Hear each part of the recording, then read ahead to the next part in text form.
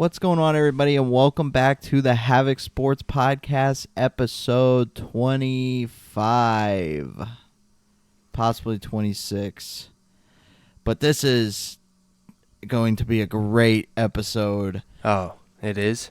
Oh, yeah. It is the discussion of the Bears' poverty. Yeah, before we get into this, we haven't talked about the Patriots and the Bears and how I said 2 weeks ago I wouldn't watch the Bears if we lost to the Patriots. There's no way we lose to the Patriots because we were just the better team hands down.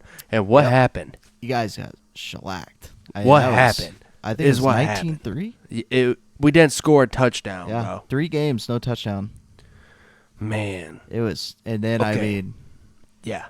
This last Sunday was... So this Bears season's chalked. We're just going to put that out there already. For all you fans out there that think we could save this season, look at our conference. Yeah. They are nasty. Okay? Yeah. We are not saving anything. If anything, we need to lose games by 3 points, and we need to have Caleb Williams do the best he can possibly do. There's no making the wild card. There's no improving already because your locker room's lost. They don't want to play for your head coach at all. It's bad. It's... Colton, you've seen it with the Patriots. How does this guy still have a job? How are they like, yeah, we're going to fire the OC, but we're going to keep the head coach? Yeah. I mean, I think...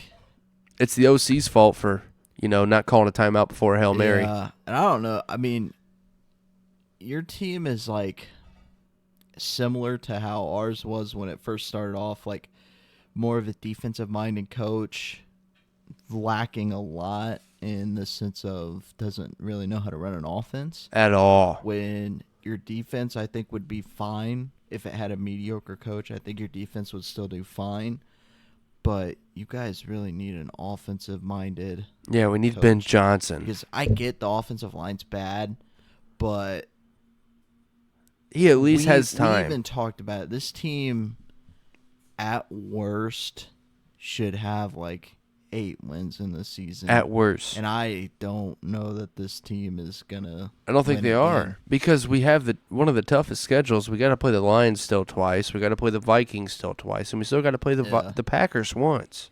Yeah. I mean, you do the math. That's basically our whole schedule. Yeah. So I just think, when it comes down to it, Matt Eberflus is not head coach material. He's a defensive coordinator material. He doesn't know how to control a game. And you got to assume Keenan's probably not gone. Resign Keenan's gone. Because it's nice to have a safety blanket like him, but he's trying to win. Yeah. He's at the end of his career, right? Yeah. So he's trying to rightfully so. Win. He'll probably go to the Chiefs, the Bills. I mean, he can go do whatever. I mean, I don't really care. It was nice having him. Yeah, okay? I'm good. sorry that the season didn't work out, but, I think you guys will still be fine. You gotta. Roma the whole Dunze staff has to go. Yeah, the whole everything. Dude, I'm not even telling them they're gone. I'm just taking their key and I'm even disactivating it and I'm the telling water them suppliers, like that whole coaching staff, Yeah. that whole staff, water suppliers, Trainers, ball boys, it's all gotta go. Yeah, we need gone. Fresh start in Chicago. No, and I'm saying we need to sell the team to another person too because our owners are even trash. Like I like the GM. No, the GM's trash. You can't build an offensive line. I think. What are we saying? He's done the right moves in the sense of, like, trading wise, he's done great. Letting go of Justin Fields. Yeah. You can't look at hindsight yet. But you made the move to get a new quarterback under contract. Caleb is a rookie. He makes small mistakes, but he is not the issue, right? No. The fact that he is the one apologizing to his offense makes no sense. Why you have a rookie like I said, I think the GM's gone. I think we need to fire him too because besides that Carolina trade, I mean, if you're the owner and you get rid of coaching staff, I feel like you got to get rid of GM as well. And it's not to say he's necessarily a terrible GM. It's just you need fresh, right? You need an all new because something's not clicking with this team and they can't win games. This GM is watching this game. He's watching his head coach on the sideline, and he's watching this 43 seconds of the fourth quarter go down, and we're about to kick a 46-yard field goal. We got no timeouts. or we got one timeout, 46 seconds left. We're going to sit there and stand on the field. Yep. And wait until 4 seconds. Yep. And call a timeout. Yep. And our GM's watching this and saying, yeah, this guy's going to keep his job next week. I would at least ran the ball. Did we watch the Chargers game? They had a minute left and they ran the ball because they were already in field goal range. What'd they do? They got a touchdown. Because I mean, even if you get it to the right hash, as long as you're going forward, you're making that kicker's job a lot easier. Yes, right? even 3 yards. I mean, the longer the kick, think about it. The longer the kick, the slower he has to go to wound up his leg to hit that thing. The more power he has to have. And it got blocked. And as a Bears fan, I mean, I feel like at this point you can't even be surprised. Oh, I didn't have no reaction. Yeah, I mean, you just kind of move on if you're a Bears fan. I mean, we've seen the Hail Mary, and I want to point this out too.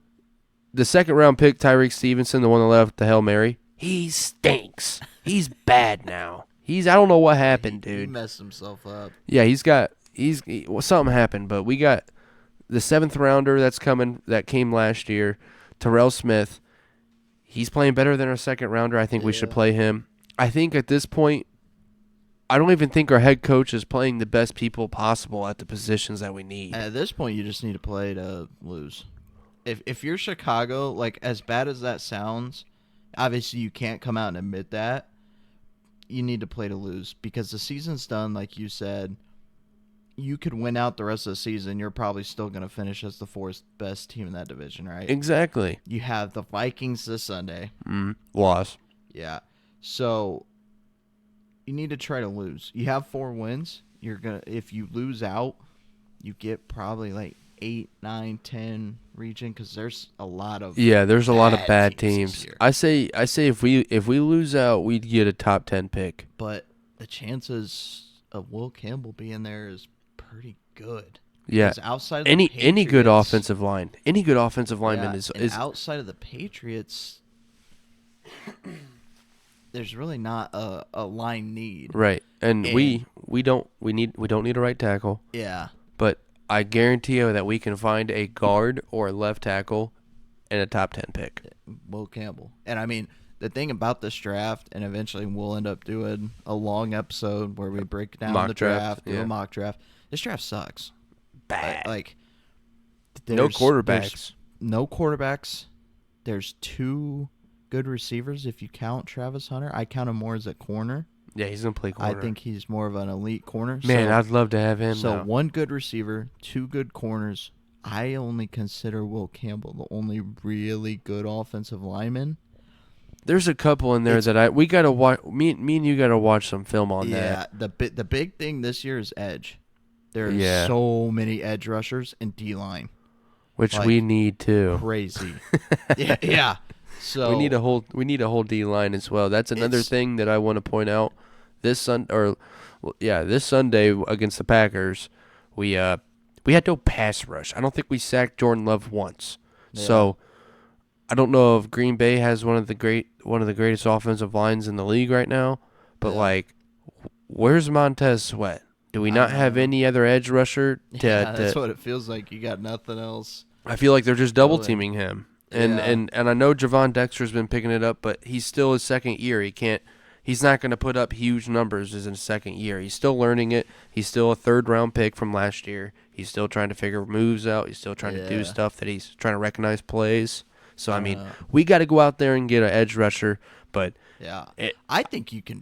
I think this year because our teams are kind of both in the same boat. I think free agency is going to be huge. I heard Trey Smith from Chiefs might be a free agent this year. Yeah, I think offensive line free agency is going to be huge for both our teams because the draft is not there for line, but edge and D-line definitely is. Yeah. Well, I'll take an edge rusher, but I don't know about the 1st round, though. What's that defensive tackle from Michigan? Something Graham. Mason Graham? Possibly. Yeah. But, I could DT, see him. number 55 or something? I could see him definitely. As it stands right now, I mean, there's still a lot of football left. There's still a lot of season left. who knows what could happen? The Bears could start winning games and land themselves in a nice mediocre slouch. I mean, I that's honestly, what New England looks like they're going to mess as a around fan, and I do. don't want to. I don't want to lose just because I know it's better for a draft pick. But like, if we could win out and just have a better record than last year, I'm okay with that. But as a Patriots fan, where it's all conference, and the way Drake May's playing, like I want us to win, but when we lose, one, I'm not surprised, and two, I'm not mad or upset. I'm just like, okay, that's another step towards having a really awesome and fun April. Right. Yeah. That's kind of how I am. But man, when you lose like that, it's just heartbreaking. Over and over. Yeah, and especially, I mean, for Bears fans, especially losing, getting stomped by a team like the Patriots that has no idea. It was just the expectations killed us this year. 9 dude. sacks. Yeah. 2, by the way. Yeah, Caleb Williams that's what I'm saying, dude. If we don't draft offensive line, and that's why Poles needs to come out and say, I messed up and didn't draft offensive line. Yeah. Someone's got to own up to it because we are not setting up our quarterback for any good possibility like it's not to be all good. your offensive line. Like I feel like Darnell Wright's not terrible. No, but when you have no backside tackle, and when your offensive line, your other pieces are allowing sacks like crazy, then they all look bad. I mean, I mean, when you got no backside tackle and no interior alignment, I mean, where are you supposed to go? You can go right side, but you know they know that they watch film. So I don't know. It's our team is definitely poverty. For all you fans, just know that we might not win another game this season, and that is okay because if we can get a protector like Joe Alt that the Chargers got for Justin Herbert, then I'm okay with that. Yeah, and I mean, look at the Chargers. Like everybody thought they were going to be Herbert's cooking. They didn't take a receiver and got rid of the house. I mean, they took Ladd in the second round, but didn't take like Malik Neighbors. I think was there. Is the one that was there, and everybody's like, oh, gosh, all the wide receivers were there. 7-3. Yeah, like they're sitting in a very good spot for the playoffs. Right there, and I think that has to do when you go out there and get good pass protectors. It's showing your quarterback that you're trying to protect him in a way for him to succeed. So then your quarterback wants to succeed more because you're setting him up for succession. I think it's funny that people bailed Joe Burrow out. He's cooking right now, dude. And they don't blame Joe Burrow for any of the losses. Yet Justin Herbert has done the same exact thing for 4 seasons now, and it's been solely Justin Herbert's fault.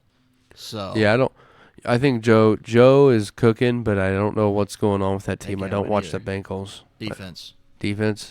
The worst thing I've ever seen. Yeah, it's got to be their secondary. They didn't lose Jesse Bates and all those guys. They can score. Yeah, I mean, like you look at their scoring. They're scoring 40 points, and they're losing 45-40. Yeah. So, but yep, that's the episode for today. The Bears, it's nothing new from over here. Bears suck. From a Bears fan, you heard it here. Bears, not clickbait, folks. Yeah, Bears are terrible, and nothing to look forward to besides Caleb and Rome. Yeah, Rome Odunze's cooking. Oh yeah. On side note, that's the episode. I don't know what we're going to talk about next episode. It's going to be NBA related. Sure we'll find something to talk about. Yeah, we can always find something sports related. But we appreciate all the support, and let us know in the comments what you guys think of the Bears. I'm sure a lot of you have the same opinion as I. Either tired of watching this monstrosity of coaching and all that stuff going on. But that's it, guys. I appreciate it. We appreciate it, and talk to you guys later. See ya.